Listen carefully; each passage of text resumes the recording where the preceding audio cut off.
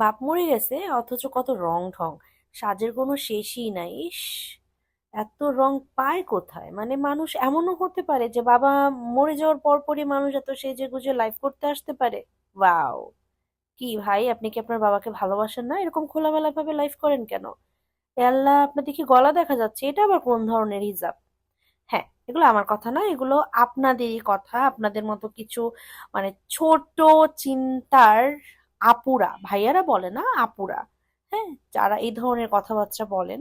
এখন যার বাপ মরে গেছে সে জানে যে তার কষ্টটা কোথায়, কত দূর, কেমনটা লাগে। প্রত্যেকটা মুহূর্ত, প্রত্যেকটা সেকেন্ড কলিজার ভিতরটা ফাঁকা লাগে। এটা একমাত্র যাদের বাবা নাই তারাই জানবে।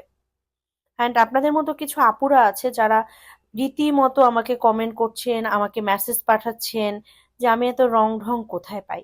আরে ভাই, আমি যদি আজকে কাজ না করি তাহলে আমার ফ্যামিলি কি আপনি চালাবেন? কথা দেন আমার ছোট ভাই আমার মাকে আপনারা দেখবেন, তাহলে আমি আর এরকম করে গলা বের করে কাজ করতে আসবো না। এভাবে হিজাবও পরবো না। আমার তো এভাবে হিজাব পরার কোনো কথা ছিল না। আমি 2008 সাল থেকে হিজাব পরি এবং ফুল কভারেজ করে হিজাব পরি। হুট করে কি এমন হইলো যে আমাকে এরকম গলা বের করে হিসাব পড়তে হয়? একটাই কারণ, সেটা হচ্ছে কেউ কাজ দিতে চায় না ভাই।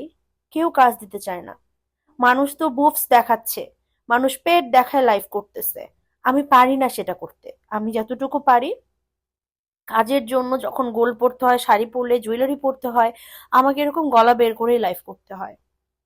আর আরেকটা কথা, আমার বাবা কিন্তু এমনি এমনি মরে নাই, হ্যাঁ?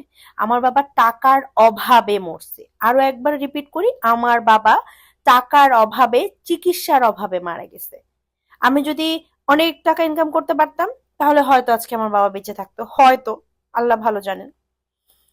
আমি এই কথাগুলো বলতে চাইনি, কিন্তু আমার বলতে আপনারা আমাকে বাধ্য করেছেন। হ্যাঁ, প্রত্যেকটা সেকেন্ড আমি যখন সাজি বা আমি কাজ করি আমার কলিজা ফেটে যায়। এমন কোনো দিন নাই যে আমি সাজতে যেয়ে কান্না করি নাই আব্বা মারা যাওয়ার পরে। এখন আমি কি করব? আমার কান্না পেলে তো আমাকে কাজ করতে হবে। আমি নিজেও অনেক অসুস্থ, এরপর আমাকে কাজ করতে হবে, কারণ আমার দায়িত্ব আছে। আমি একটা মানুষকে বাঁচাতে পারিনি শুধুমাত্র এই টাকার অভাবে। আমি আরেকটা মানুষকে হারাতে পারবো না।